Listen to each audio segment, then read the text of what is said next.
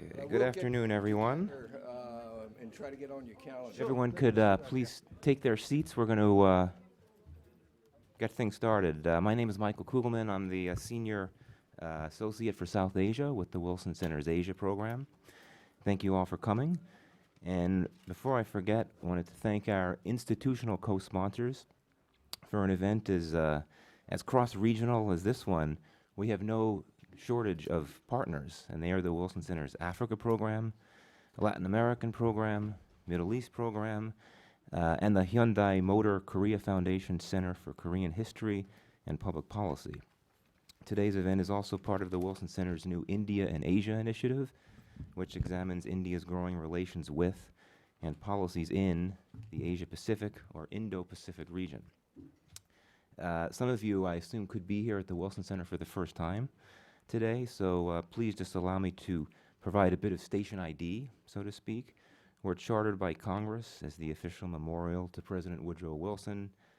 We serve as the nation's key nonpartisan policy forum for tackling global issues through independent research and open dialogue to inform actionable ideas for the policy community.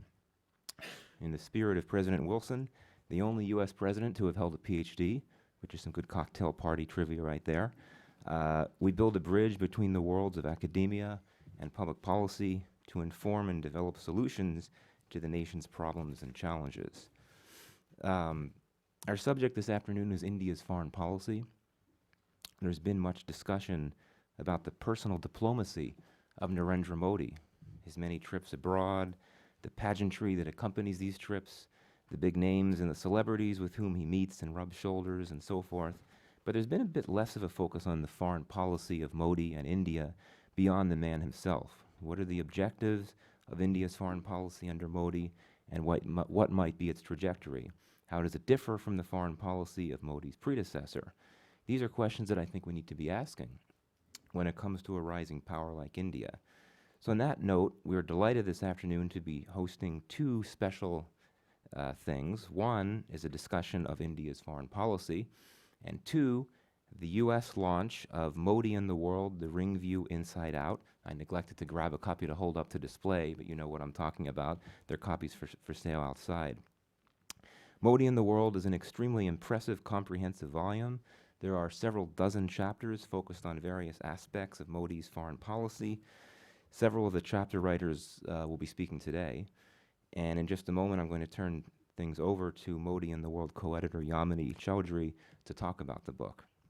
But first, a few brief housekeeping notes. Today's conference will consist of two panels, with the first one on U.S.-India relations, chaired by Wilson Center Global Fellow Ray Vickery. We'll start in just a few moments. After the first session, we'll have a 15-minute tea break just outside in the hallway. Please do try to reconvene back here at 3:30 or so that we can start right on time for the second session, which will be looking at India's relations with the world more broadly. Finally, for those of you into social media, please feel free to live tweet this afternoon's discussions using the hashtag Modi and the World. So with that, I'd like to introduce Yamini Chaudhry, the co-editor of Modi and the World. She has not just an impressive, but also a very eclectic background. She's a very accomplished editor and writer. She's worked for places like The Diplomatist. She's also been a captain in the Indian Army. And I believe, correct me if I'm wrong, you're a master swimming champion. Yes, so not too shabby. So please join me in a round of applause for Yamini Chaudhry.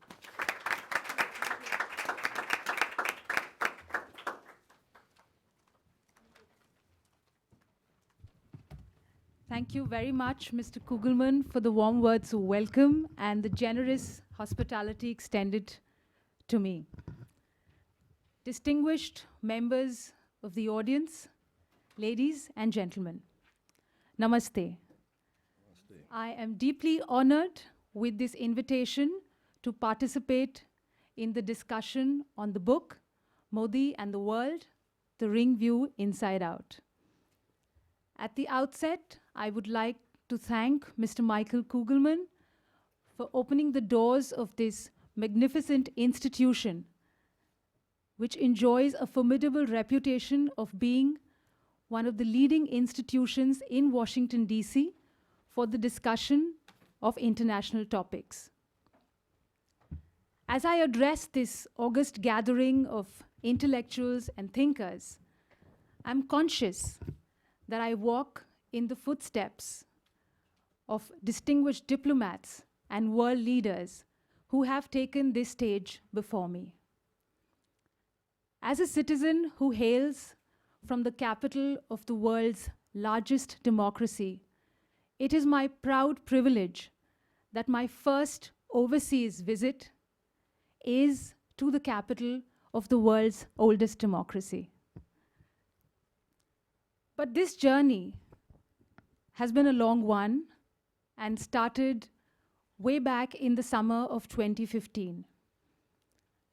At that point in time, my co-editor, Diya Chaudhary, and I collaborated on a transformational idea to present a comprehensive, nuanced, but most importantly, a balanced perspective of India's foreign policy under the statesmanship of my country's Prime Minister, Mr. Narendra Modi. We endeavored to compile an anthology that would analyze, assess, and understand the numerous diplomatic challenges and opportunities facing India from two distinct standpoints, one from within India and the other from outside. Our aspiration was infinitely ambitious, but we managed to complete and achieve our goal within a finite time frame. And the credit, ladies and gentlemen, goes to the singular efforts of each one of our 50 contributors. Our contributors include politicians, business leaders, strategic analysts, scholars, and retired diplomats. This kind of diversity has lent a great deal of credibility, authenticity, and readability to this book. But most importantly, our distinguished contributors have rejoiced in our success and have stood with us every step of the way. It fills me with immense pride to inform all of you that 6 of our US-based contributors are here today. I wish to express my sincere gratitude to Ms. Margaret Myers, Dr. Mukesh Aghi, Professor Robert Boggs, Dr. Matthew Croston, who's flown down all the way from Nebraska, and Mr. Michael Kugelman and Mr. Nicholas Hamisevich. Thank you very much for your support. I would also like to thank Ms. Tanvi Madan, Ms. Lisa Curtis, Dr. Monde Moyangwa, and Dr. Samir Lalwani for agreeing to participate in this discussion. Ladies and gentlemen, Asia's first Nobel laureate and one of the greatest poets in human history, Rabindranath Tagore, in his poem, Where the Mind is Without Fear, wrote, "Where tireless striving stretches its arms towards perfection." I invoke these words to salute the tireless efforts of Mr. Michael Kugelman and the entire team at the Wilson Center. Thank you very much. My final thoughts, ladies and gentlemen, reiterate the words of the 28th President of the United States, President Woodrow Wilson. These words feature prominently on the Wilson Center website. There are many voices of counsel, but few voices of vision. In a few minutes from now, you will hear those few voices of vision as they discuss why the India-US partnership is the emerging defining partnership of the 21st century. Thank you very much, ladies and gentlemen. It is indeed an honor and a privilege for me to address the best and the brightest minds in the United States. Thank you. I would then like to hand over to Mr. Ray Vickery. Thank you very much. Thank you.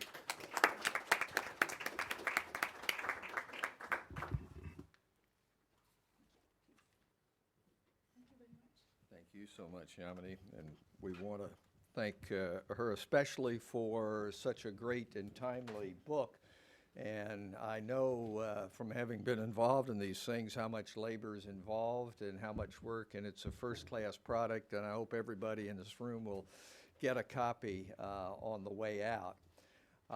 It is indeed a pleasure to be here on behalf of the Asia program at the Wilson Center. You've heard from Michael Kugelman, one of the leading scholars on Asia. Jane Harmon has provided outstanding leadership for this kind of program, and we are very privileged to have with us, as has been said, leading minds in regard to the topic of what has happened with Modi, Prime Minister Modi, in international relations, and more especially in regard to U.S.-India relations. This first panel is on U.S.-India relations, an emerging defining partnership, in quotes, for the 21st century. And the defining is in quotes, of course, because that is the term that President Obama has used. Prime Minister Modi, for himself, has said that we are natural partners and even natural allies. And there are some, though, that shirk the use of the term allies. And I think that our outstanding panel today can illuminate what it means to be a defining partnership and spread light on whether or not we really are at a stage in which we can determine it as a defining partnership. I often think in Washington that we have broad bipartisan support for the relationship, but sometimes when something comes up like a Kabulgadi affair, we think maybe this is not a defining partnership, but is a partnership which is a mile wide and an inch deep. I think that we'll see from our speakers some illumination as to why that may or may not be true. The format for this opening panel is each of the panel members is going to be introduced by me, and then we'll speak for about 10 minutes, and then we will have questions, particularly first I will lead off and then open it up. We are going to go a little bit out of order because my good friend Mukesh Aghi has an obligation with, I think, 7 members of the Indian Parliament in a very short period of time. And so we're going to let Dr. Aghi go first and speak, and then have questions, and then we'll proceed in the order which is in your bulletin there. Those of you who know Dr. Aghi know that he is not only a person who talks the talk, but walks the walk. He has an outstanding academic background, having received his doctorate from Claremont University, and then having also gone to the Harvard Business School. But what impresses me for the leader of what is the premier business organization on U.S.-India relations, he really knows what he's talking about when it comes to business. He's been an executive in the information technology industry particularly, and you who have followed Prime Minister Modi know that what he has done in providing the interface and the platform for economic engagement is unsurpassed. Every time Prime Minister Modi has come to Washington, he's looked to Mukesh Aghi and he's looked to the U.S.-India Business Council to act as interlocutors, indeed stimulators of the kind of engagement that we need to be able to push this relationship forward. I want to say, though, that the real reason I'm in awe of him is he's run over 24 marathons and climbed every high peak, both in Europe and in North America. And if that isn't being a Renaissance man, I don't know what is. Mukesh, the floor is yours.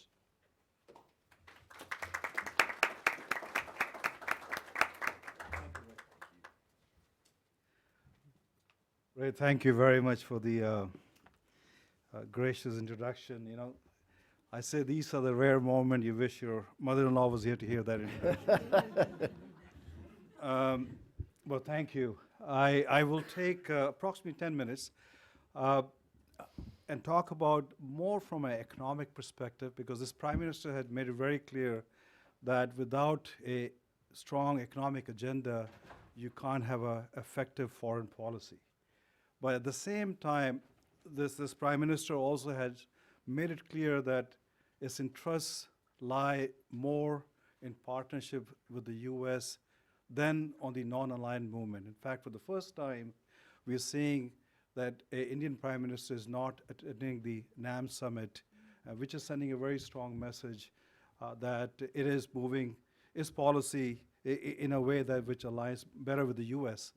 But more important is, I think you have to understand that India has to walk a very, very fine line. If you look at what happened when India did not get admitted to NSG, because there was a lot of opposition from China, and China has sent a very strong message to India that if you align yourself more with the US, then we are your neighbor with a 3,500 kilometer border, you have to deal with that issue. So I'll come into that later, but let me just tell you on the US-India partnership. I think on the defense side, almost 10 years ago, the trade was roughly $200 million. It's crossed $15 billion. India is #1 buyer of US defense equipment, and as we keep on working, that number is going to go up and up and up. So I think what is happening is, for the last 60 years, India's system was so much aligned to the Soviet and Russia environment, and try to switch that all the way from communication down to protocols is a complex environment. It will take a generation for it to move on. But I think decisions have been made that India will move in this direction itself. Last year, 54 joint exercises were conducted between India and the US, all the way from air forces to Navy and other areas, so almost one a week. And what's more interesting is if you look at on the Pentagon side, India only has one rapid response team which focuses on trying to cut all the red tapes to move stuff, equipment into India from the US side itself. I think India signed 2 weeks ago the logistic agreement, so I think that's a big move. India was talking to US for the last 12, 14 years, but this Prime Minister has made a commitment that we will move, we will not basically back off, and I think that's a strong message which has gone to rest of the neighbors in the subcontinent. I think India has made a commitment to the President Obama on the climate change, and I think if you look at this Prime Minister, is focused a lot on renewable. And we did an analysis that India will need over $1.5 trillion investment just to make and honor that commitment itself on the renewable side. And that technology and investment has to come from the US. There's no other country which can step up and deliver from that perspective. We also concluded on 29th and 30th of August the second strategic and commercial dialogue in Delhi. And we have roughly 40 different tracks of discussions, agreements moving forward itself. So, and the trade has gone up to almost $120 billion. I think that has to move much faster, because the vision is taken to $500 billion. So I think the discussions have moved forward. They're going deeper, and we will have more and more disagreement also. So while US has gone on solar panel side or WTO, India also has gone on H-1B issue to WTO. And I think the growing maturity as disagreement comes in, to drive through a process rather than rattling the saber in the newspaper, media, or trying to walk away from the issue. So I think we see a very strong maturity coming in on both sides. And I think you have to understand, it is also complex for the US side because you're trying to handle a democracy which is very vibrant. You have media which is very opinionated. And I think you're trying to shift thinking within New Delhi, which is very left-leaning, to, hey, start moving into this direction. And Modi is very interesting because he's not from Delhi. So what he has done is he's taken the left-leaning intellectual and in one way just parked them aside and have started pushing his foreign policy without their much participation. And I think there's a lot of opposition to that which takes place, but he is quite focused. He understands what needs to be done. And I'll get into that. But I think the reform side, as Modi said, that you cannot have an effective foreign policy unless you have a efficient economic environment. GST, good win. I think it'll take 2 years to implement, and you'll see a lot of disruption taking place. But I think after 2 years' time frame, we feel you'll see an economic growth contribution of almost 2% to the GDP growth itself. Bankruptcy bill, good for the US companies itself. I think the last 9 months, both US and India have resolved roughly 100 pending cases of transfer pricing issues. So that's moved on. He's created Niti Aayog. Niti Aayog role is to basically move a lot of decision making to the state level and collaborate with them. And one of the first tasks of Niti Aayog is to basically take almost 1,000 archaic laws set up by the British and by the Indian government and just clean them out, shut them down, and move forward itself. I think what we have seen, the impact of this is last 2.5 years, we have not seen a single iota or any corruption coming through in the higher end of the bureaucracy or the political circle. To me, that's a very strong message which has gone out by this Prime Minister, that zero tolerance for corruption. But if you look at his track record in Gujarat also, 14 years of Chief Minister, absolutely no corruption accusation came through itself. So I think what this Prime Minister is doing is trying to take the whole environment with him and move forward. Last 2 years, they've opened 239 million bank accounts for the citizen itself. So as the assistance program takes place, it goes directly into their bank accounts rather than the middlemen try to eat in and before it reaches the other end of the receiver.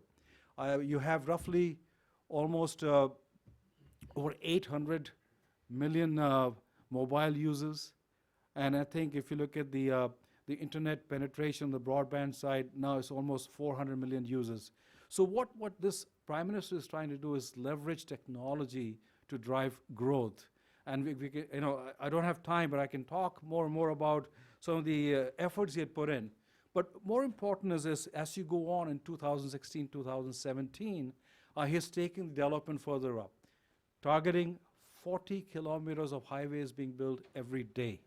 He has signed up 10,000 kilometers worth of projects going forward itself. He is embarked on building roughly 250 different airports around the country or renovating them in the next few years itself. And that requires roughly $80 billion worth of investment. When you look at on the highways, another $110 billion worth of investment. One focus he has is housing.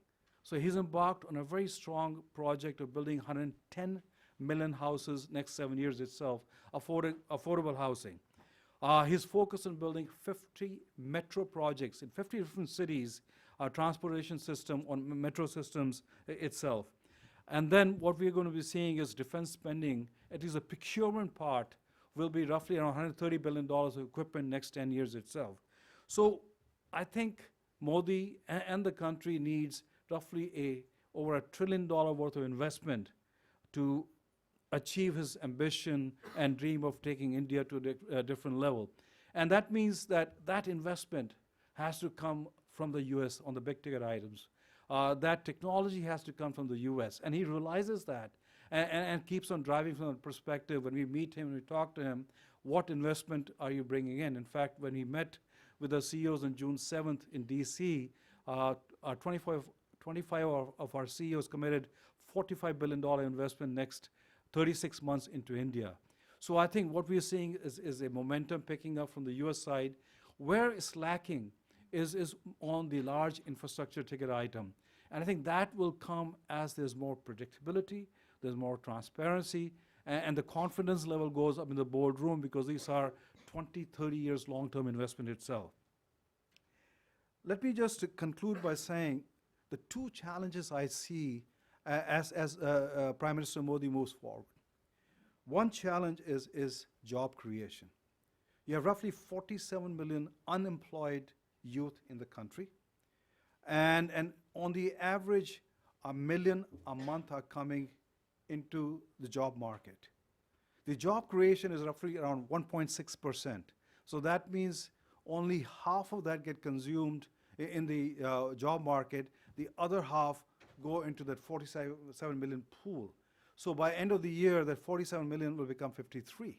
And I think if you keep on going forward, unless something is done to create jobs, India has a challenge because by 2028, India's population will be roughly 1.46 billion people, and 70% will be below the age of 35, a very, very young population. And if they don't have job, you will have social issues. You look at what happened 6 months ago in Haryana with the Jat star, or if you look at the Patel issue in Gujarat itself, it is all related to jobs. So I think that's the big challenge Modi has. The other big challenge which we see is migration. I think next 10 years you will see the largest migration of humanity from villages to the city. Over 400 million Indians will migrate looking for jobs coming into the city. And unless we are able to build infrastructure, healthcare, security system, then I think you have a challenge which will not be able to, the Prime Minister will not be able to contain. So on that note, my 10 minutes are up, but I'll be glad to answer any questions you may have. Thank you very much. You can stay there or sit here, either one. Mukesh, as a moderator, I'll exercise the prerogative of asking a first question. You note, and everybody here notes, that one of the questions put forward for this panel is, what does the upcoming U.S. presidential election mean for the U.S.-India relationship? And I would like to ask a question from the economic perspective on that. It seems that on both sides, the Indian and the U.S., we have a rising tide of protectionism. You have mentioned the controversies over what happens in solar, that we've taken India to the WTO. They've taken us on H-1B visas. And we can talk about totalization and free movement of people. And there seems to be a resistance to that from the candidates. We hear from one that all of our deals have been not adequately in favor of the United States, from the other seeming walking away even from something like the TPP. You've also mentioned the defense relationship. So I'm wondering if you would address what, from an economic perspective, the presidential election is likely to mean. Well, I think regardless of whoever comes in, I think the trajectory of this relationship will keep on moving forward. It is in the interest of U.S. As it pivots to the east, looking at India as a strategic partner. I think that's important. I think India presents U.S. companies a very large market from every aspect, from technology to consumer goods. And culturally, if you look at both countries, the citizens are quite aligned. India ships in roughly over 100,000 students every year, and big chunk of them go back as brand ambassador of U.S. into India. And a lot of them stay behind. And if you look in the Valley, almost 20% of the startups are done by the young Indian entrepreneurs itself. So I think this is a win-win partnership, regardless of whoever comes in. I think the concern is definitely on the protectionism, which is coming in the election campaign. And what we are seeing is And I don't blame, because everybody's trying to create jobs. Modi has the same challenge as the new president would have, creating jobs. But I think once the elections are over, I think the rhetoric of campaign also hopefully will die down, and you will see a little better, more sanity coming in as far as partnership goes. I think the concern we definitely have is on H-1B, for example. We have a ESA bill which got tabled yesterday, which takes the IT workers' minimum wage to 100,000. Somebody from the Democratic side is saying, let's take it to 120,000. And I think that's unhealthy from when I look at it from an India perspective. But in brief, I believe in every aspect, this partnership will move forward. We'll have our road bumps, but I believe next 20, 30 years, you'll see a better alignment between India and the US, both from a defense perspective and an economic perspective also. Well, thank you. That's very helpful. Let's open it up to questions now. Here's one in the front. Yes, sir? Here comes a mic. I'm Ishrat Hussain, Public Policy Fellow at Woodrow Wilson Center. One of the concerns which you have rightly pointed out is on the level of employment, but also the nature of employment. The latest data shows that there is more movement towards informal labor markets rather than the formal sector, which means that the conditions of the employed are on contract or part-time, and they are very much insecure. So labor markets in India require drastic reform, and that has been on the agenda for a very long time. Could you just elaborate on that issue, because it's also linked with the growing regional and interpersonal income disparities. 300 million people in India who are below the poverty line have the same income as 52 billionaires. And Bihar and Maharashtra and Tamil Nadu are in different leagues altogether. So the employment is also linked with the regional and interpersonal income inequalities. So I would like to listen to your views on this. Well, if you look at in the organized labor, as we term it, which are full-time employees of, let's say, manufacturing environment, that's only 16% of the total employed in the manufacturing environment. Rest are I call full-time, they're part-time workers. And that has to do with the old labor laws, where if you reach 50 or 100, depending on where you are, a head count, then you have difficulty firing them. So people tend to hire them as contract workers. And that's causing a major fissure between the full-time worker and contract worker. If you look at what happened at the Maruti plant in Haryana, where you had a couple of people who got killed also on this strike, was because of that. I think this Prime Minister has decided that best thing to deal with this issue is go state by state. So for example, state of Rajasthan has reformed and taken the number to 300 employees, where you can, if you have, you can fire them without consulting with the state itself. That's being followed by Madhya Pradesh, and now Maharashtra is moving in the same direction. I think because it's a democracy and the vote bank of the labor side is very large, I don't think this Prime Minister is going to take this head on, but he will go through state by state, because he does not get, especially in Rajya Sabha, the full support of the parliament itself. It's a complex issue, it's a difficult issue, and it is causing, I don't want to get into the disparity of wealth in India, because if you look at last 10 years, India has created more billionaires than any other country, including Russia itself. Well, that's a separate issue we can talk about. But I think the answer I can say is this Prime Minister is trying to go state by state, especially BJP ruled state, and try to bring labor reform in a small incremental manner. And I just want to make one more statement, and that is, don't expect this Prime Minister to have big bang reforms. If you look at his track record, in Gujarat also was the same.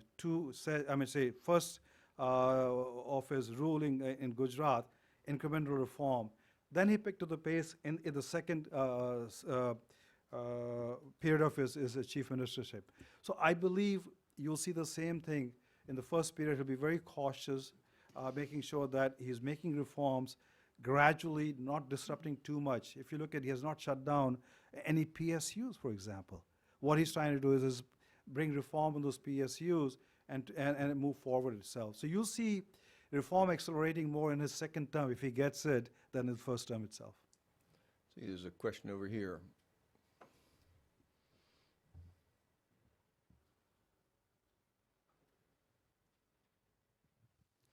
Thank you, Mukesh. Dave Ramaswamy, Indus Latin Ventures. Since you have a computer background and you know the best hardware fails on flawed software. So my question is kind of follows up on what you said about energy and infrastructure. There's huge opportunity to export American goods and services in these two fields.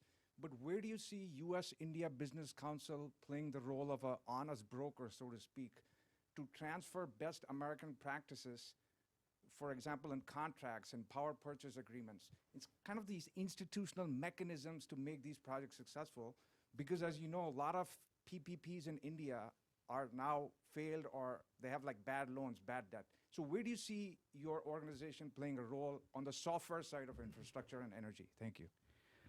You know, this is my first job as in a policy side, has been a corporate. And you know, one thing in a corporate environment is you can dictate things, and they happen. In this role, you cannot dictate things. I think you can influence them and pray that it happens. So we have, you know, what we have done is basically, if you look at USIBC, we have verticalized in 15 different sectors, from energy to technology.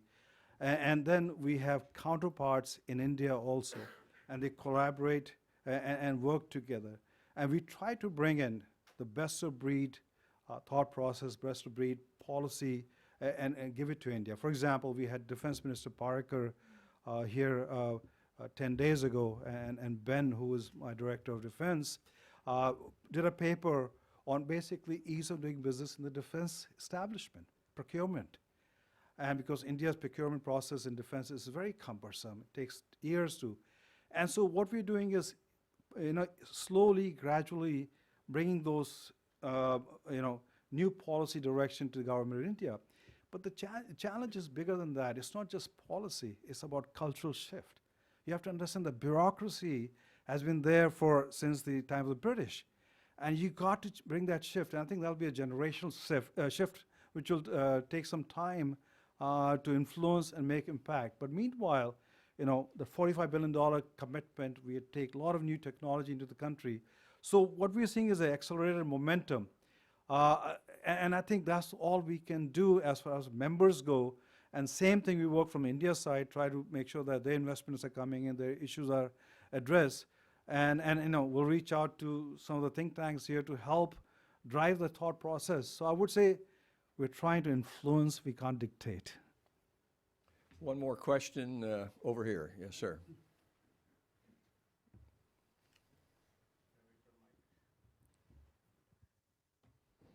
Thanks. Hi, can you hear me? Is this working? Yes. My name is Sohail Salahuddin. I work in business, finance, and development, and I also helped promote Yoga Day in DC a few weeks ago, which I think is a heritage of South Asia, so it's important. I hear what you're saying about the departure from non-alignment and the focus on markets and growth. Just to place it in some historical context, you know, one of the reasons India is a proud country and its nationals are proud, and many Asians look to it also as a leader, is because it does have autonomous knowledge and growth, the ability to make everything at home, and has not gone the way of other countries that are more like in a dependent stage. I mean, countries like Indonesia have grown, but they don't have that resource of knowledge to be able to make everything themselves, which creates a high risk position for them in terms of volatility in global markets. So given that that strength comes from local knowledge, I mean, when you're looking for investment to come from the US, how will you, as part of the Business Council, deal with the pressure coming from bigger multinationals to keep the knowledge here and just sell the products and keep Asia as a market and recipient country. So the issues will tie down to, things like, will the local content for phones be in India, things like that. So it seems like a lot of the disputes will be over that, right? Where will the local content be and generation? So as being a bridge between those two countries, where will you side as part of the business council in terms of the negotiations between the foreign companies and what is in the interests of Indian people? Thank you. Well, you have two-part question. Let me answer the first one. I think if you look at the technology transfer is taking place quite rapidly between India and the US. You have to understand that. I think if you look at, there are two proposals on the table, for example, of moving manufacturing of F-16, F-18 advanced fighter planes into India to be made in India. And in one case, it is also supporting other countries who are using the same equipment. That's one. The second is I think, the dependence, there's an interdependence among nations itself. India supplies almost 30% of the generic drugs in the US today, bringing $20 billion savings to the US government. And we see that moving up and up and up itself as the cost of medicine goes up in the US. If you apply the same formula on the defense side, because you have frugal engineering, you have good IT workers, you can apply the same thing on defense and bring a lot of savings, not only to the US, but US allies in NATO and other part of the world also. So what we envision is next 20, 30 years, that India will start making what I call as generic defense equipment with same caliber, same effectiveness at 1/3 the cost, because the cost of defense for every nation has just gone up dramatically. So I don't think I would worry about the issue of just selling goods into India itself. I think if we look at from a software side, Indian companies are playing a very, very pivotal role providing complex software to US companies itself. Their dependence on the software engineers is tremendously high up there also. So I don't think, I would say, and the relationship is so strong and so interdependent. Yes, you will have issues. Yes, you will have challenges. But I think in the long run, it's a win-win for both countries, and that's where we see things moving. Thank you very much, Mukesh. Give him another round of applause.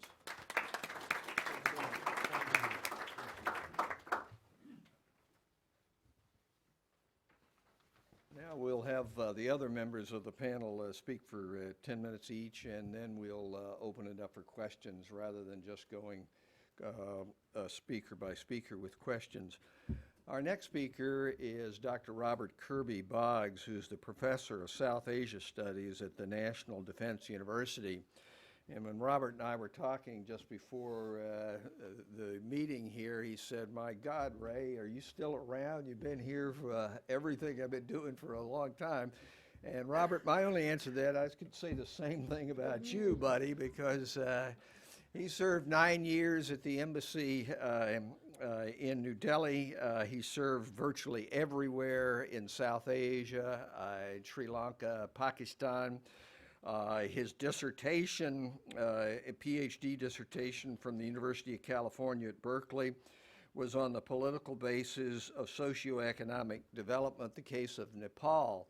So Robert knows this area inside out and has been a leading scholar and practitioner for these many years. And since the mission of the Woodrow Wilson Center is to bring together practitioners and scholars, I can't think of a better representative to do that than Dr. Robert Boggs.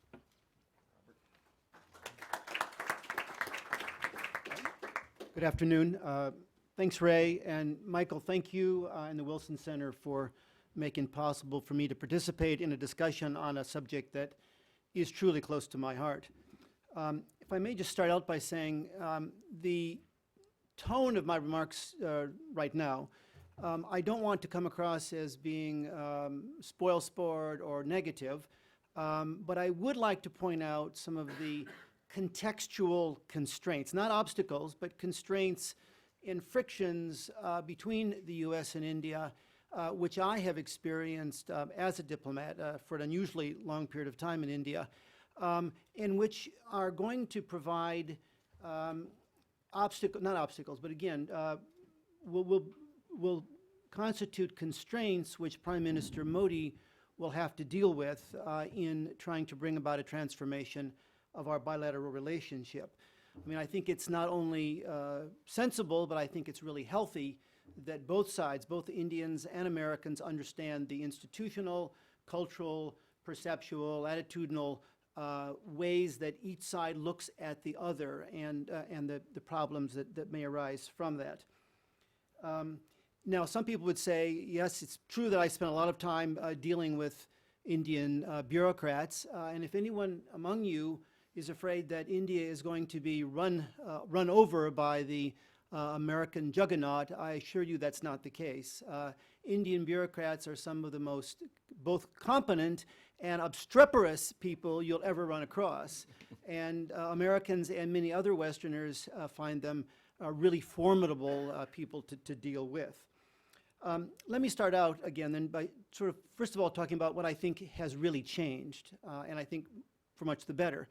For the first time in a long time, the Modi administration and the BJP government no longer are constrained to look at the United States through a prism which persistently represents through a prism of anti-hegemonism, anti-colonialism, and non-alignment.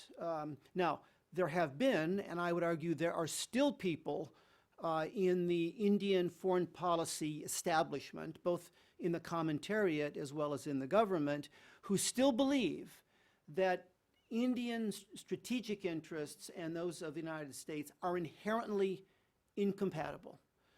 These are people who believe that that cooperation between that for India to deal with a superpower is inherently a problem because it's going to weaken Indian sovereignty. These are people who believe that even incremental improvements in cooperation between our two countries run the risk for India of drawing India into the orbit of American interests and possibly drag India into conflicts that it has no real interest in. For many Indians, by the way, America is seen, with some justification, as being a very aggressive power, and India, of course, does not see itself in those terms at all. Now, I needn't tell all of you, as I mentioned before, that the Indian Foreign Ministry in particular, and I think in the security ministries in general, are manned by very competent people. But some of those people, and people I have certainly dealt with, see themselves as a kind of, I'm being a little jocular here, but see themselves as kind of a high priesthood. A priesthood which has a unique ability to interpret the sacred precepts of Indian foreign policy interests.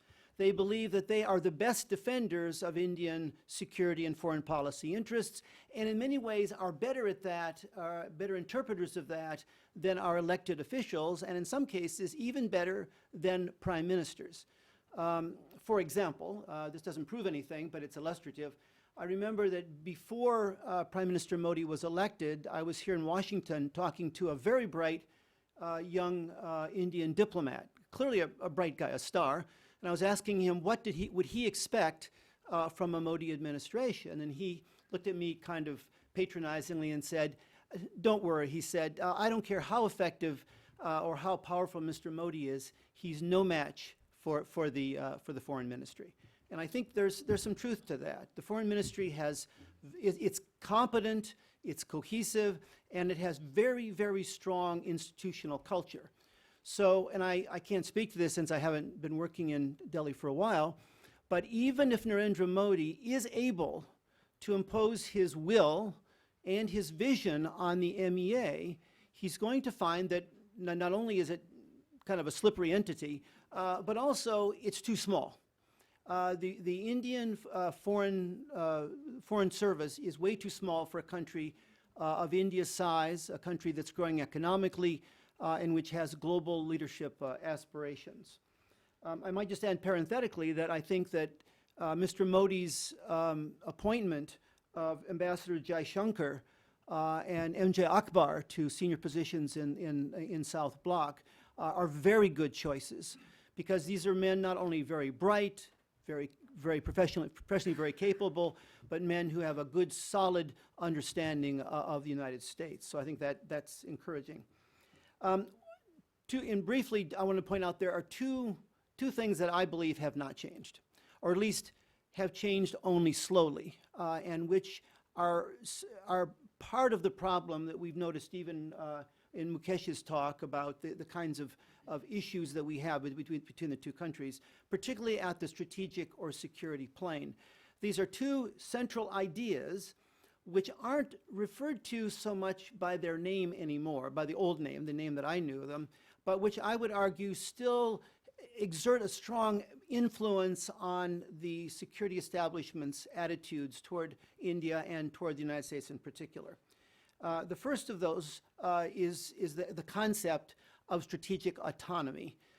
Interestingly, strategic autonomy, those words are very similar to the expression no foreign entanglements that were used by people like George Washington and the early leaders of this country.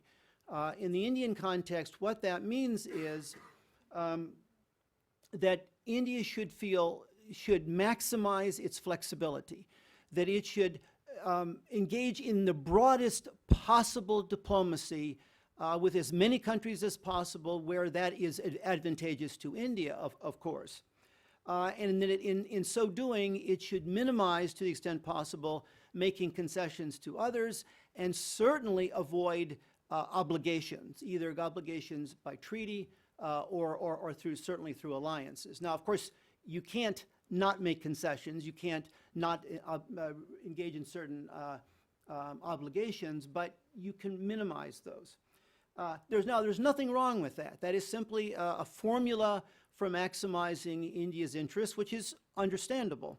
But I can tell you, to an extent that isn't known by most people, is that this hypersensitivity, and I would call it that, hypersensitivity to Indian sovereignty and flexibility, has led India time and again in issues large and small to rebuff the United States, where we offer any number of things that would make India and that would make Indian and American cooperation easier, or in some cases even would enhance India's role in international fora, but India doesn't want to do it because we're asking them for that.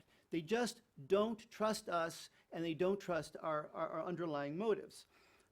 In that context, since Mukesh mentioned the recent signing of the, what is it called, Logistics Exchange Memorandum of Agreement, I would urge all of you not to overinterpret that.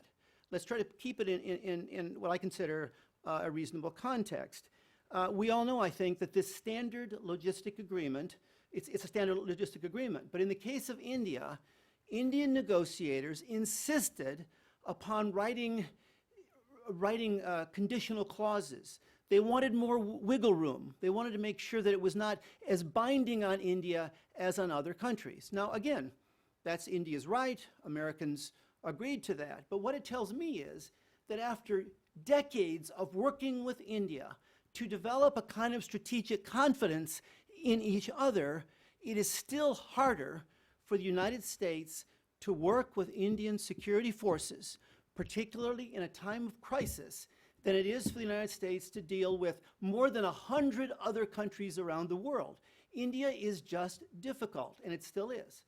You may all have read, by the way, that a number of very bright Indian commentators, some of whom I know, who are nationalists, have already excoriated this agreement, claiming that it is undermining Indian sovereignty and opening the door to floods of Americans who are going to come into India and unearth its secrets and debase its culture. Well, I mean, it's, you know, it makes you sometimes just wonder, like, what is going on here? Now, also, if you are In my decades in the State Department, working on India often, I saw a number of instances where American expectations or aspirations for dealing with India get way out ahead of reality, only to come crashing down eventually with a certain amount of bad feeling. And I think we don't want to do that. So we just have to keep a sense of perspective here. If you think that the United States and India are moving toward a kind of a uniquely warm, friendly relationship, I would just remind you that India signed a declaration of strategic partnership with Vladimir Putin in 2000. And if you listen to what Indian diplomats say about the Indian-Russian relationship, it's the language that's used about fraternity and warm reliability and so forth is language that has never used with the United States. We still have a long way to go. Almost over? 10 minutes? Okay, well, just right. India does have, just very quickly, I want to give them their due. They do have cause to be concerned about the Chinese reaction to greater security cooperation with the United States. And the Chinese will do everything they can to aggravate those concerns.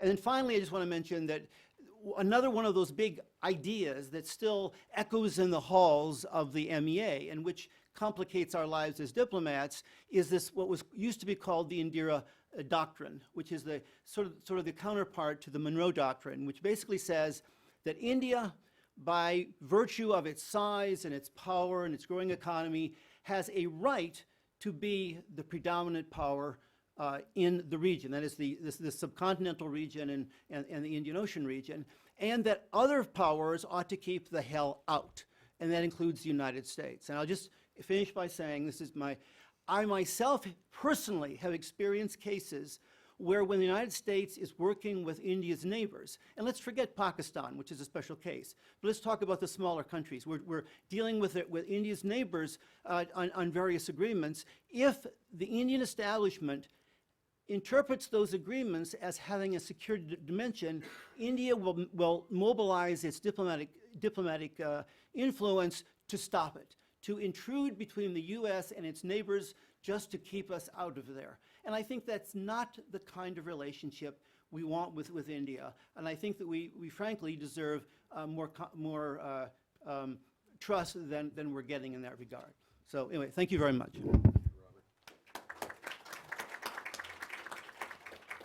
Thanks very much, Robert. It only took 13 years for that first agreement, so maybe we'll go faster after this. Our next speaker is Samar Lalwani. He is the Deputy Director for the Stimson Center South Asia Program. He is one of the nation's rising and most accomplished scholars, particularly in the field of nuclear matters between the U.S. and India. He was a Stanton Nuclear Security postdoctoral fellow at the RAND Corporation and completed his doctorate in political science at MIT and remains a research affiliate at MIT's Center for International Studies. As one who has looked with some dismay at the nuclear relationship since 2008 and the fact that we're 8 years later, Samir, and we're still looking for that first shovel in the ground, I'm particularly interested in what he has to say. Samir has published in the Los Angeles Times, New York Times, Foreign Policy, and many other journals, and let's welcome Samir Lalwani. Samir? As you wish. Far more comfortable sitting down. So thanks to Michael and to Yamini for inviting me to speak today. I'm far less qualified than the rest of the panelists here to talk on some of these issues, but nevertheless I'll give it the old college try. And I think it's fitting to follow Bob in terms of discussing some of the obstacles to the U.S.-India relationship, and that's sort of the direction I'll proceed. I think there's been sort of a lot of, I think we're well aware of some of the positive trajectory and the evolution of the relationship over time, but nevertheless, I see a number of, without casting normative judgment, I see a number of challenges and obstacles, and these could be simply friction over time. They could be speed bumps, or they could be roadblocks. So it's an open question. The areas that I sort of see as these speed bumps or roadblocks are in regards to expectations, existing patterns of relations, internal challenges, and then potential commitment problems and rollback. So the first is expectations. I think generally the U.S. interest, and if you go back to, for example, Ash Carter's article from Foreign Affairs in 2006 describing the strategic realignment between the United States and India, the objective is broadly a strategic and military relationship. Now, there's obviously a large economic component to that, but the U.S. interest has always been overt in saying that there is an objective of whether it's geopolitical pluralism in sort of, some coded language, or more directly balancing China. And that is sort of the idea that the U.S. sees as India sort of being its partner in this endeavor. That said, we have a president now who's expressed some consternation about free riders in the U.S. existing patterns of relations with other countries. There are presidential candidates who have also expressed this concern about free riding. And I think this could be a potential friction point for the U.S. and India relationship. And it has less to do with stated intent, which, as Bob points out, that there can be a lot of sort of stated intentions and rhetoric coming out of the MEA. But even in terms of hard figures, in terms of military spending, we start to see some evidence of this tension. So it might surprise you to see that defense spending has grew an average of 3% during the NDA's first 3 budgets, but under the UPA, defense budget spending averaged 5% growth in real terms. You might be surprised to know that India spent an average of 2.6% of GDP and 9.8% of overall federal spending on defense under the UPA. But under this current administration, they spent over just 2% of GDP and 9% of federal expenditures. So a slight decrease, which does not seem to sort of conform to the expectations of a more muscular, robust foreign policy of the Modi administration. Now, there's some good reasons for this. I mean, part of this has to do with growth, but part of this also has to do with structural conditions within India. So one of them is the one rank, one pension bill, which is putting pressure on spending for capital outlays and increasing the amount spent on labor. In general, capital outlays have received 26% of the defense budget under Modi, whereas pensions have received 21% of the defense budget. Under the NDA government, previously, there was a one-third, sorry, not the NDA, under the UPA government, capital outlays were about a third of defense government expenditures, while pensions received about 17%. So again, a disparity in capital outlays versus spending on labor. And this sort of goes to the heart of what kind of military India is building. Ultimately, if this is a military relationship, the U.S. is counting on it to modernize, professionalize in a particular direction that can suit U.S. interests. I mean, the language I think that is utilized from the Department of Defense and from other scholars in D.C. is that India can become a net security provider.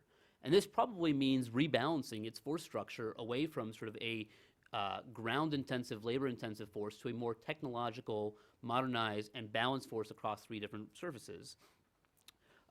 It's worth noting that China recently in 2015 announced on yet another cut in terms of its total force size in terms of military manpower of 300,000 troops, which is phasing down between 2015 and 2017. This is going to bring it down to a total size of 2 million.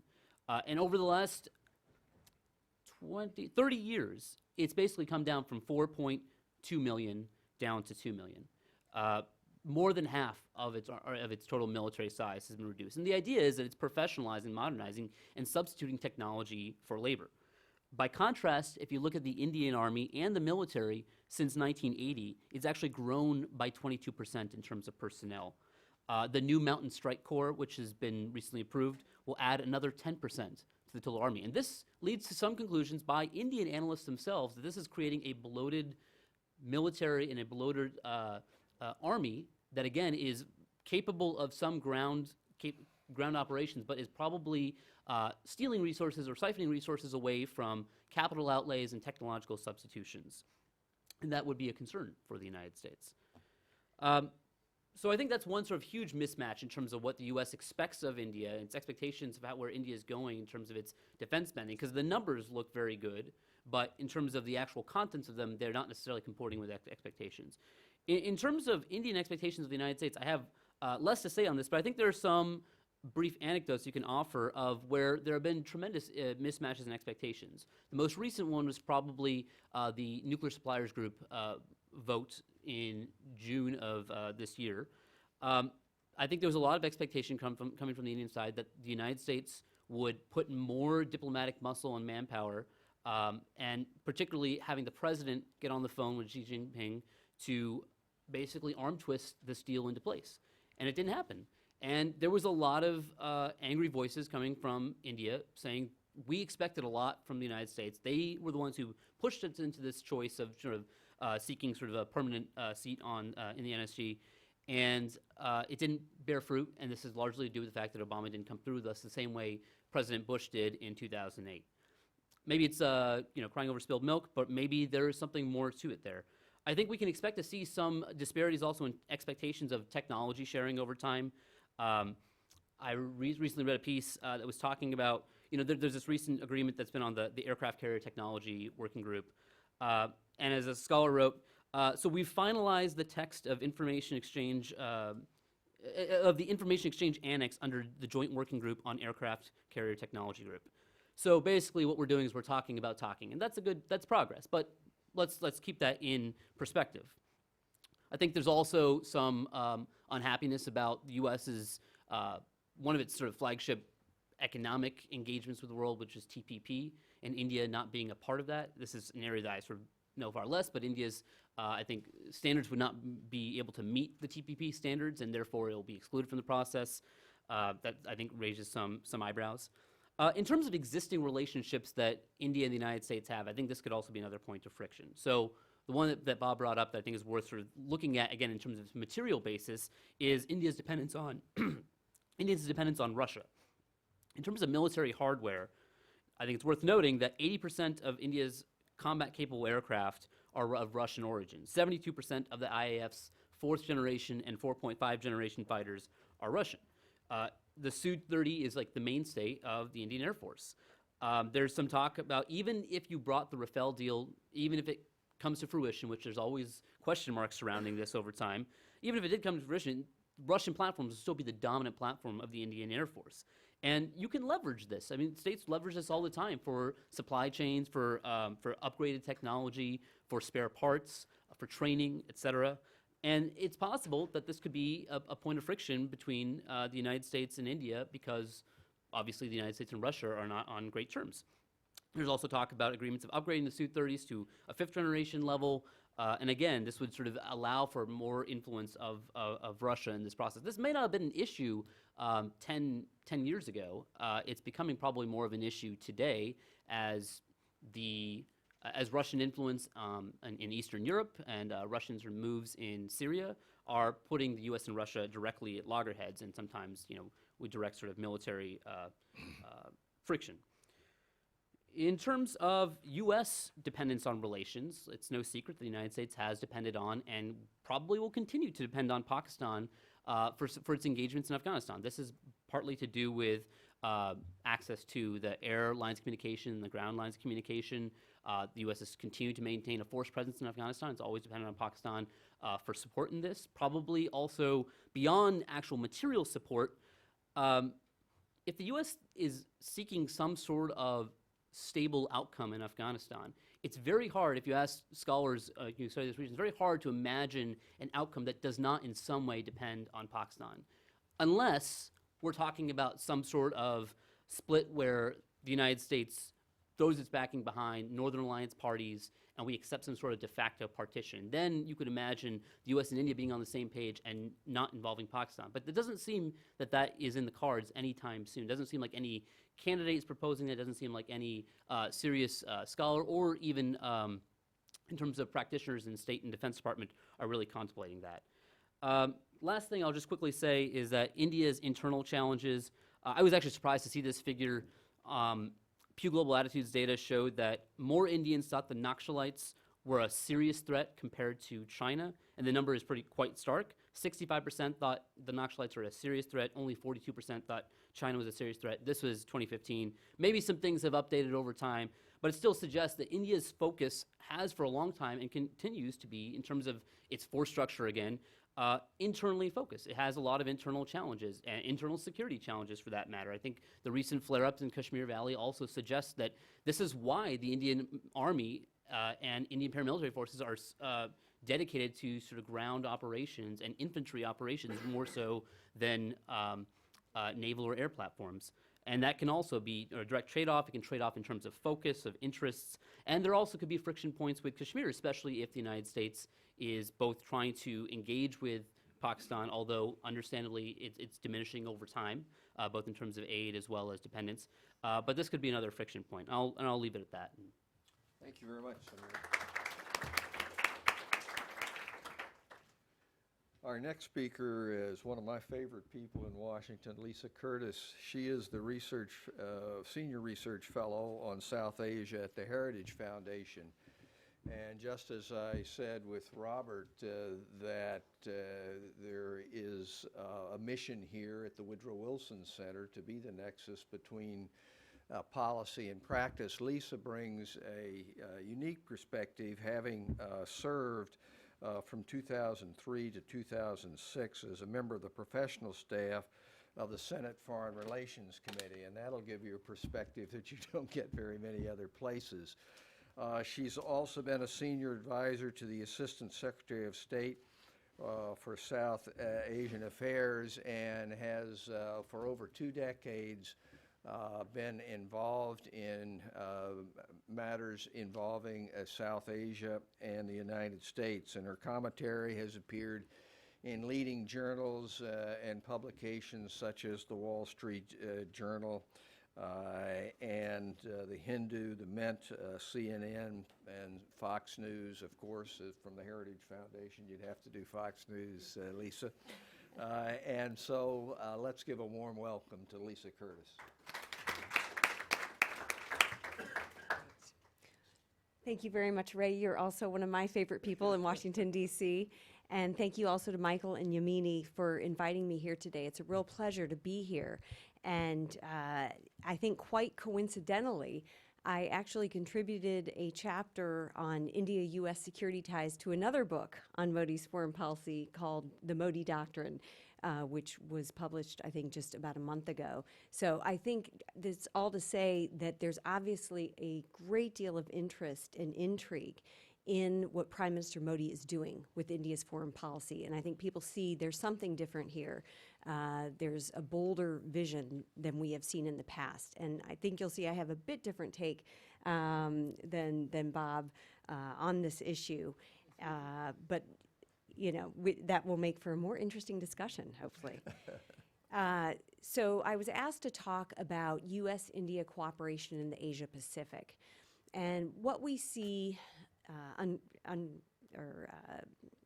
starting to happen, really, is this very active U.S., India, China geopolitical dance.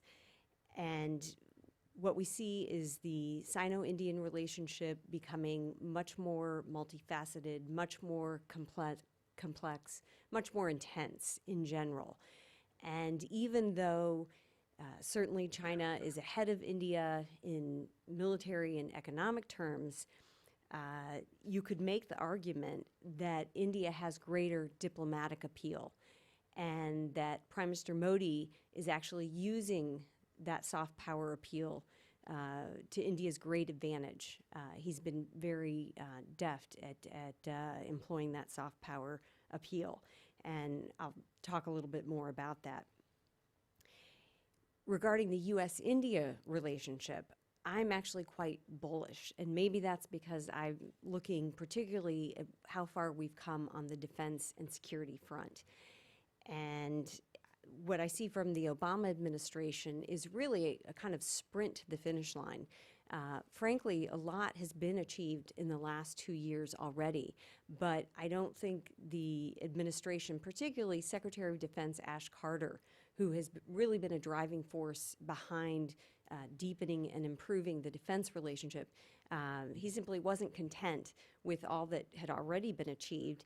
And so, you know, we have seen Prime Minister Modi was just here in June, addressed a joint session of the U.S. Congress, met with President Obama for the 7th time in the last 2 years. Was his 3rd visit to the U.S. in just the last 2 years. And really the highlight of that visit was the designation of India as a major defense partner. And this means that the U.S. is putting India really on par with its closest allies in terms of defense licensing and sharing of technology. And I think it was quite significant. And just to quote our ambassador to India, Richard Varma, who recently spoke at the Heritage Foundation, and he referred to this designation as the U.S. Viewing India as a leading power, upholding international norms and supporting what he called a principled security network in Asia. So I think this is quite significant. But again, illustrating that triangular dynamic between the U.S., India, China in the region.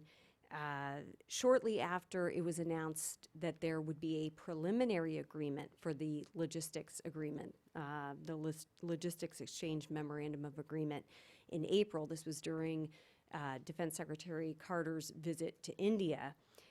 Shortly after that, China made pretty clear that it would object to India joining the nuclear suppliers group.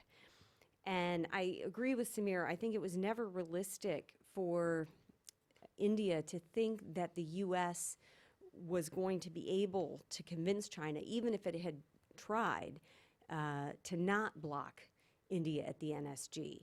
The U.S.-China relationship is not what it was 8 years ago when President Bush did weigh in very heavily with the Chinese and was able to convince them to approve the civil nuclear waiver for India at the NSG. It's just, the relationship is much different because of what's happening in the South China Sea and other areas. So I don't think it was ever realistic for India to have expected that the same thing that happened in 2008 would happen at the June 2016 NSG meeting.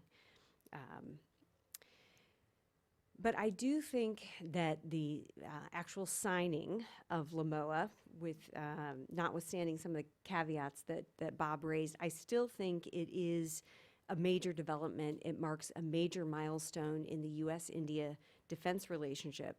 And it also, I think, marks a major milestone in Modi's foreign policy and the direction that he's taking India's foreign policy. It kind of turns on its head that idea that somehow signing foundational defense agreements like LMOA will sacrifice Indian strategic autonomy. I think, the argument can be made that this agreement actually expands India's own presence and operations.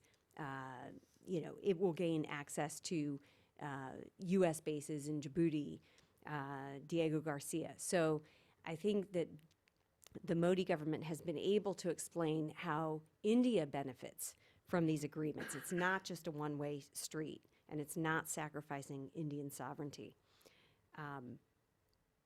And I think it also shows Prime Minister Modi's sort of personal interest in expanding the relationship with the U.S.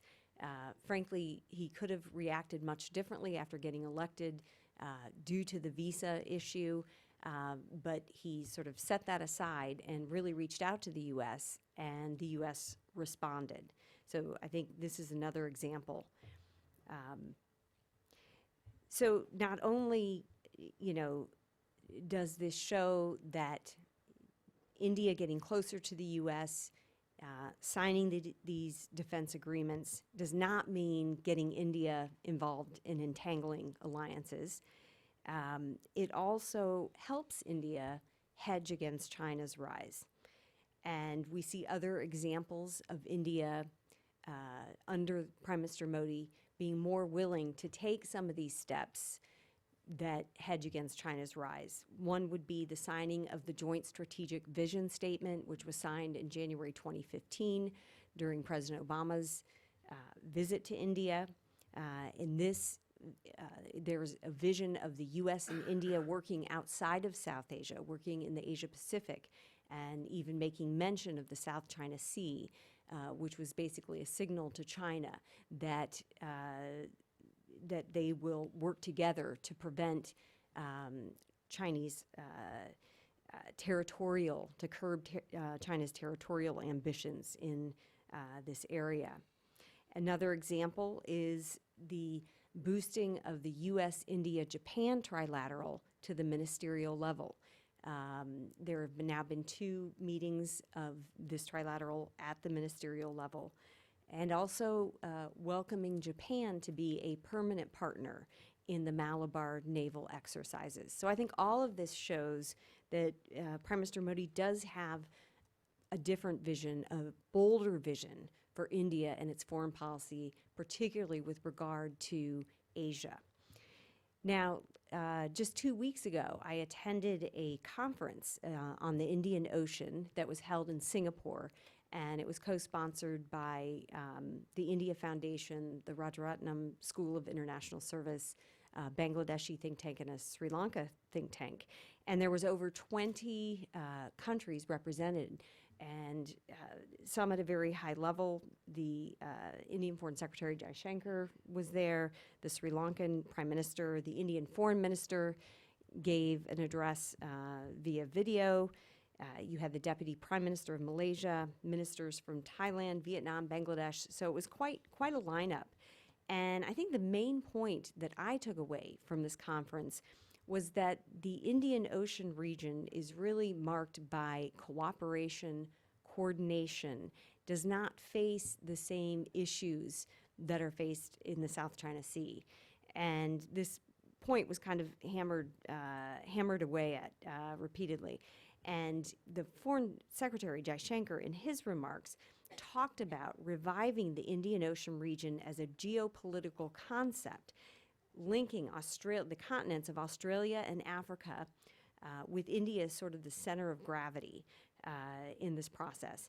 And so I think this shows that the Modi government does have a maritime vision, and it's one of cooperation and collectivism, not of hegemony. So I think that's very critical.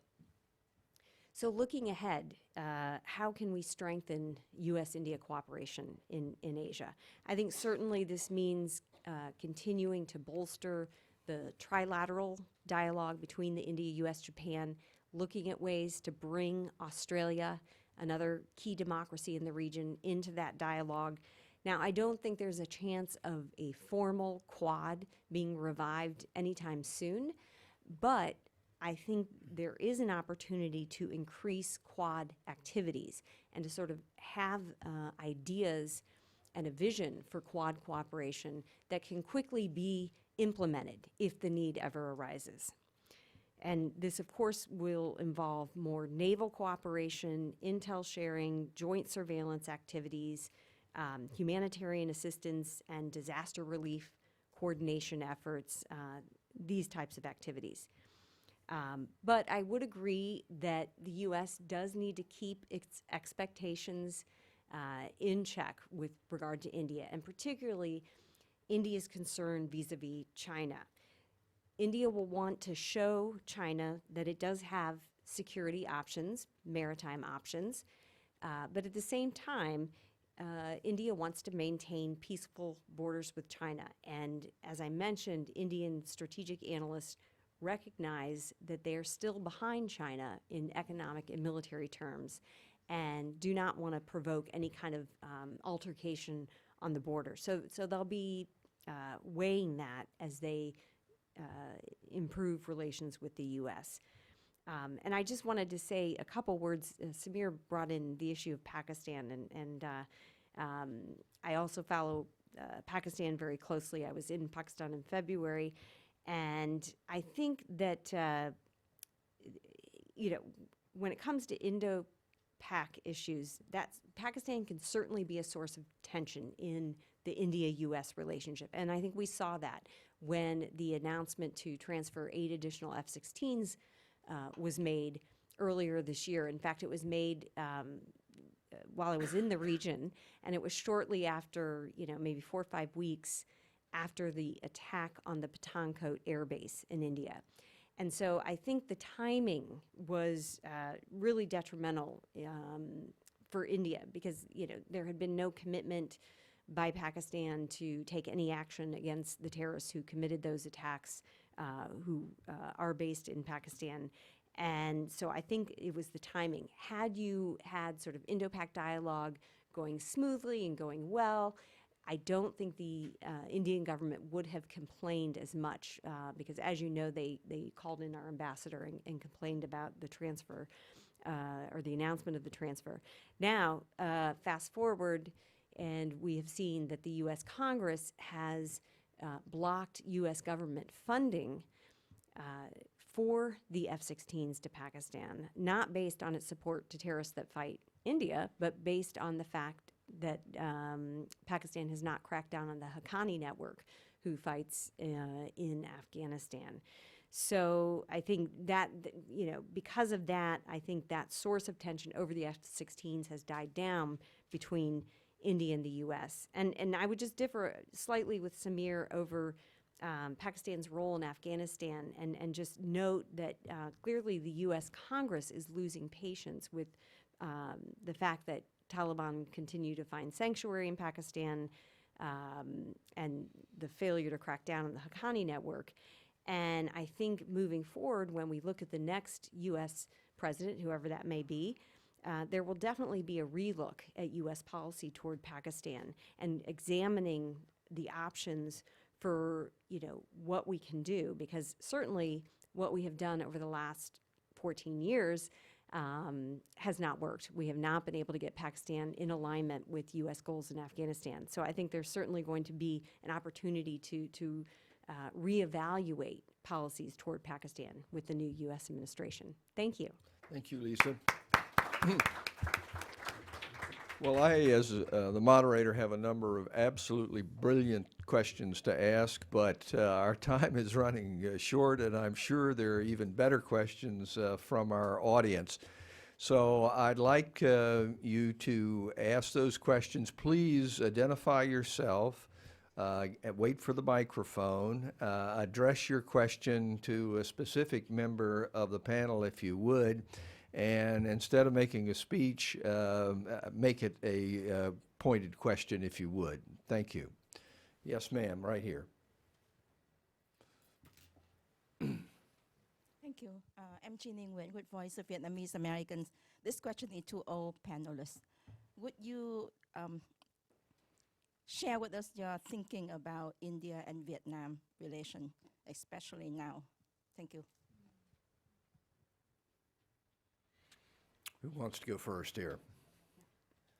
Well, you were the look east, act east person, Lisa, so I think you ought to lead off. Yeah, I think he's Prime Minister Modi is there in Vietnam today, so we'll have to see how the visit goes. But I remember being in New Delhi when the Vietnamese leader was visiting India after a very long time. I think this was what 3-4 years ago, but it was a big deal. The fact that India was reaching out to Vietnam, saw that as a key relationship that it wanted to invest in. And so I think it is an important relationship because of the, you know, where it's located and the fact that we see this increased competition between China and India. It's sort of as China reaches more into South Asia by investing in ports in Sri Lanka, Bangladesh, and of course Pakistan, then, you know, India sort of reserves the right to reach deeper into Southeast Asia and build up its relationships with the Southeast Asian nations, and Vietnam, I think, being a key country in that regard. Thank you. I think we had a question here. Yes, sir, you.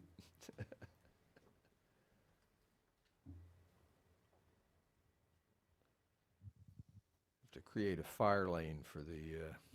Thank you. I'm Bill Veal, retired Foreign Service officer, and I have a question for Samir Lalwani, and possibly Lisa Curtis may want to comment on it. Pakistan has been working on deploying and increasing its tactical and nuclear capability.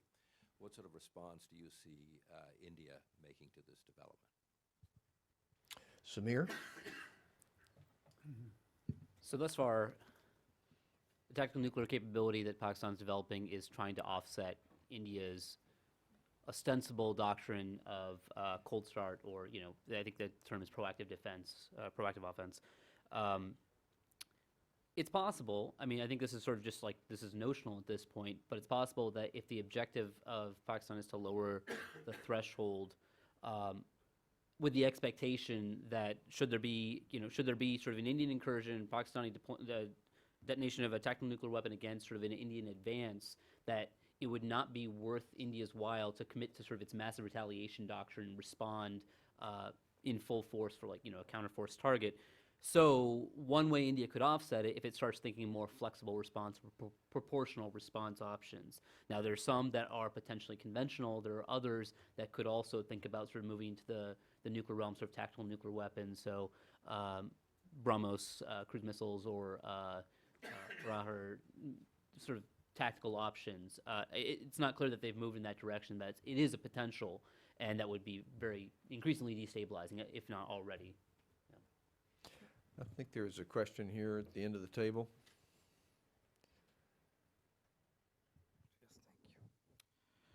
Thank you so much for such exquisite and wonderful thoughts. I have a question, which is I apologize. My name is Amit Ahuja. I'm a professor of political science at University of California, Santa Barbara. And okay, so my question is for Lisa, but also for the general panel. There's a very interesting observation that Lisa made, and Lisa, I want you to sort of start off with this, which is that, Prime Minister Modi persists with and has really energized the relationship with the United States. And this is despite the fact, that there was a visa ban in his case.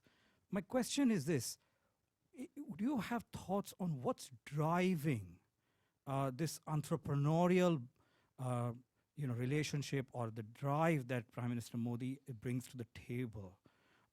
Because he's very different from previous Indian prime ministers who have been very influential in making foreign policy, like Nehru.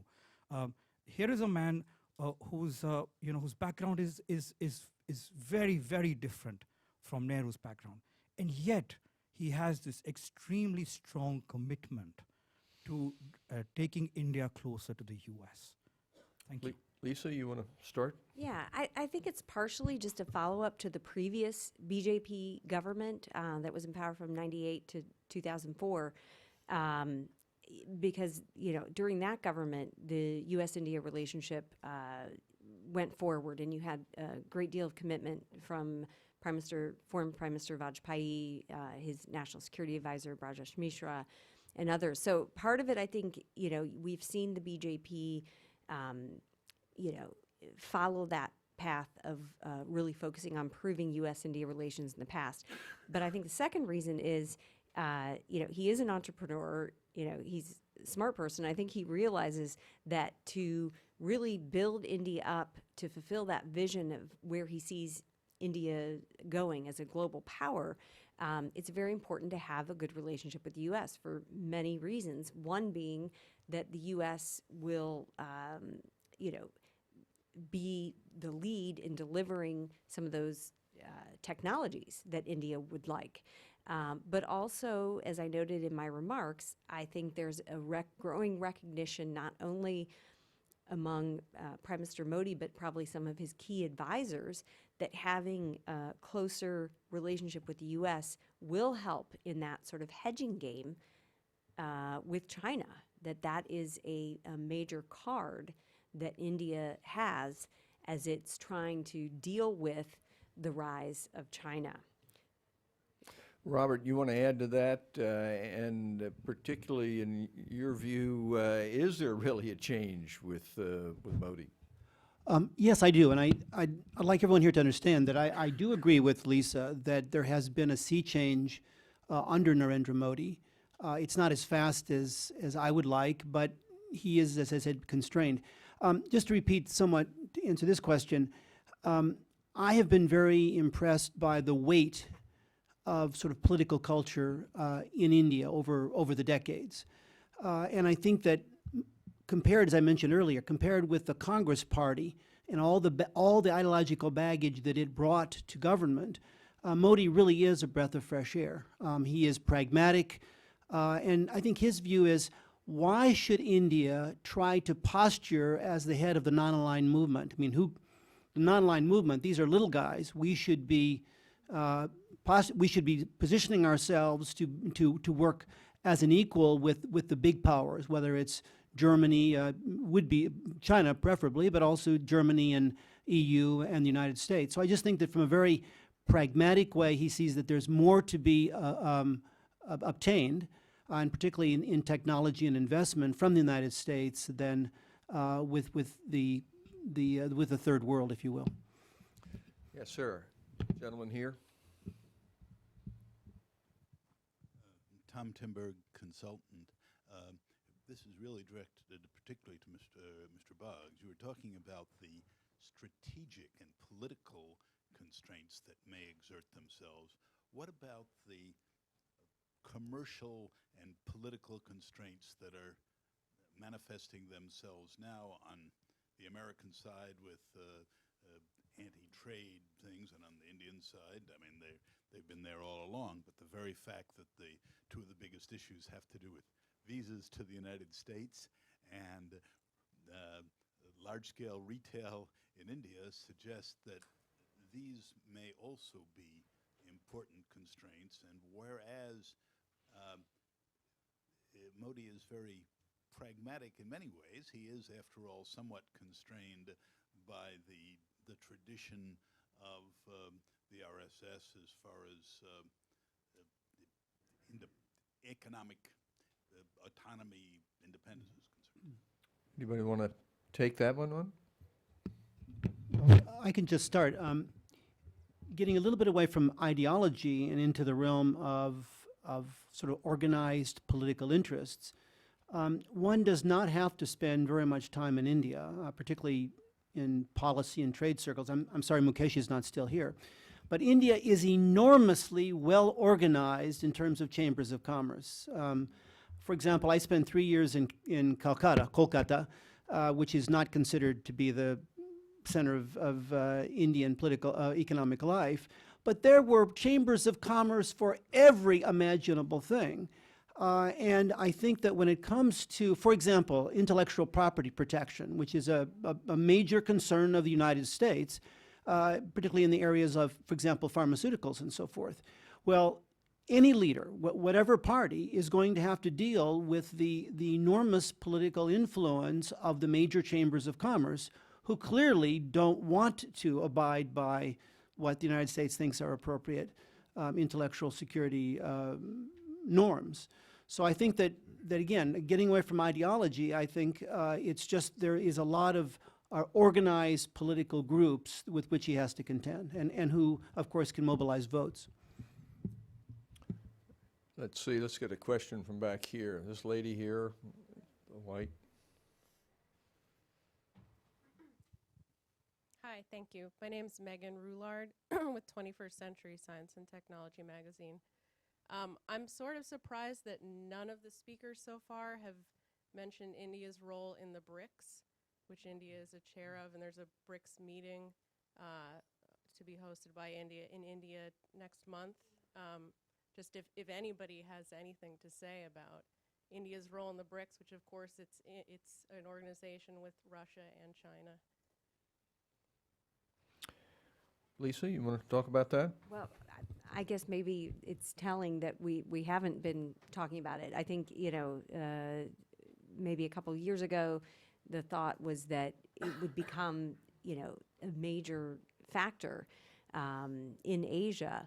But I think, some of the tensions that we've seen develop between India and China prevent that from becoming a major factor. Now, that's not to say that, India-China trade has definitely been on an upward trajectory, and that has been a focus of Prime Minister Modi, improving business and economic cooperation between the two countries, even as they have their differences over border disputes and other issues in Pakistan, not to mention the China-Pakistan economic corridor, which we haven't talked about either.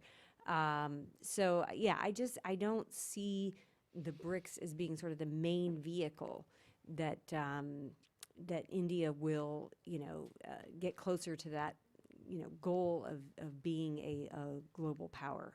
I don't think it's as consequential. Yes, sir, here.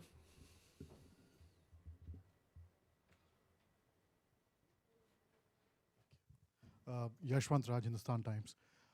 There is considerable excitement here in this town and in the US about Mr. Modi and what he means for the India-US relationship. Not enough credit, however, is given to Manmohan Singh, who, after all, was instrumental in signing the nuclear deal, which didn't go through finally, so that could be the reason why Manmohan Singh doesn't get that kind of. But I just want to get the panel's sense on, there is bipartisan support here for India-US relationship, but there isn't the same kind of feeling in India. I mean, if Congress were to come back tomorrow, what kind of an impact would that have on the relationship? And Manmohan Singh is not, if Manmohan Singh is not around, who in the Congress, or what does the panel think, what will happen to the relationship? And it has happened once before when Vajpayee looked ready for a second term and it didn't happen. So it's just possible that the Congress may come back. And so what would that mean for the relationship? So the question is, what would happen if the Congress party came back? I was thinking of the U.S. Congress, and I thought they were back, but nobody knows for sure. Who wants to? Samir, you want to take that? Well, I'll just make that, I rattled off a bunch of data points so that, the Vajpayee transition to the UPA, there was continuation of actual sort of a burgeoning relationship with the United States. I mean, Vajpayee laid the groundwork for it, but the 2005 framework, 2006 agreements, the 2008 vote, those were all done by the UPA. So I don't think it's guaranteed that just because Congress comes back that sort of there's a total rollback. But that said, I think you're right that it seemed like that 2008 vote really took the life out of the sort of that movement towards building the relationship with the United States, and then it sort of went on autopilot for a number of years, which people lament, but they forgot about sort of the earlier period of that. And I guess that's possible. You could sort of go back to that autopilot. So it's not so much that there would be deliberate efforts at trying to at retrenchment, but it would be more that there's not a pioneer or a leader to sort of push the relationship in a new direction, just because they can't see anyone who in the Congress Party who's really willing to step up to that anymore. Well, we've come almost to the end here, and I think we ought to remember that it's this fabulous new book, Modi and the World, The Ring View Inside Out, which has brought us together in the first place. And so in honor of that, I think one of the authors, Yamini Chaudhry, ought to ask the last question. Yamini? My question is actually to all the panelists. Wait, we get a microphone here. Well, it's coming around the other way. There we go, here we go. Sorry. So, thank you. He went to all that trouble. My question is actually to all the panelists. I just want to know who do you think would be a better president for, the future of India-US relations? Right? Because the reason I ask this is a lot of the commentary back home in India talks about Hillary Clinton being, much better, but we ought to understand that there are a lot of similarities between Prime Minister Modi and Donald Trump. So, yes, I believe that, so... I'm not sure I'd lay that on anybody. No, there is a lot of talk about being, both being very strong nationalist leaders working for national interest, right? So what is your opinion? Who do you think would be a better president to take this whole momentum forward? All right, we've got the moment of truth here. Lisa, go ahead. Okay, well, I'm afraid I'm going to be boring here because I'm going to say that, one thing about the India relationship, U.S.-India relations, it is one of the very few issues, foreign policy issues, in fact, on which Democrats and Republicans totally agree. I think there is very strong bipartisan support for the relationship. And, obviously, Hillary Clinton, there's a long history of her involvement in India. But, Donald Trump has praised India. It's one of the few countries, I think, that he's actually pointed out for a lot of praise. So I think India is really in the catbird seat, and that, whoever is elected, I think, sees strong logic between, continuing that relationship. But, it is an unpredictable time. And, that's not to say there's not going to be differences over the TPP and the increased trend toward protectionism that we see from both Democrats and, the Republican candidate.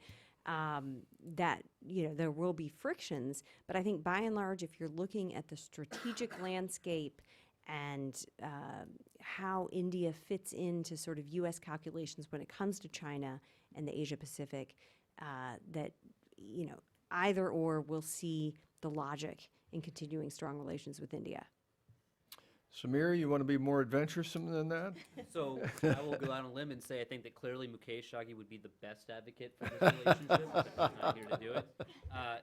I think that there's been two sort of general foreign policy ideas that there's a few ideas that are sort of thrown out there. One is about a pivot to Asia, and there's another discussion that's going on within the campaign about retrenchment in sort of loose terms. And it clearly seems to me that the pivot to Asia would probably be more favorable for the direction of the U.S.-India relationship than retrenchment. India would sort of feature more prominently in that. So whatever campaign that seems to sort of advocate that both in terms of policy but also in rhetoric will probably be the one that is more likely to advance that relationship. And you notice he didn't say which one. So, Robert, you got I the would final agree, word. I would agree, and I'm getting boring. I would agree with Lisa that there is an amazing consensus within our Congress about the value of relationship, improve relations with India. However, if going back to what I said earlier, if you talk to people in the State Department about the nature of the relationship, I think many of them, the professionals, would agree with me that we're in this for the long haul.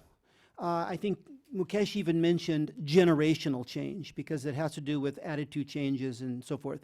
And if now I'll go out on a limb, if Donald Trump believes that every relationship is basically a sense of negotiations, that the power of the deal and all of that, I worry, frankly, will he have the patience? Will he have the forbearance? Will he insist on absolute reciprocity in dealing with India? If he doesn't have patience, I fear that we could have some rough times ahead if he were president. Well, on that note, we thank the panelists. We thank the Woodrow Wilson Center for bringing us together. Thank you. Thank you.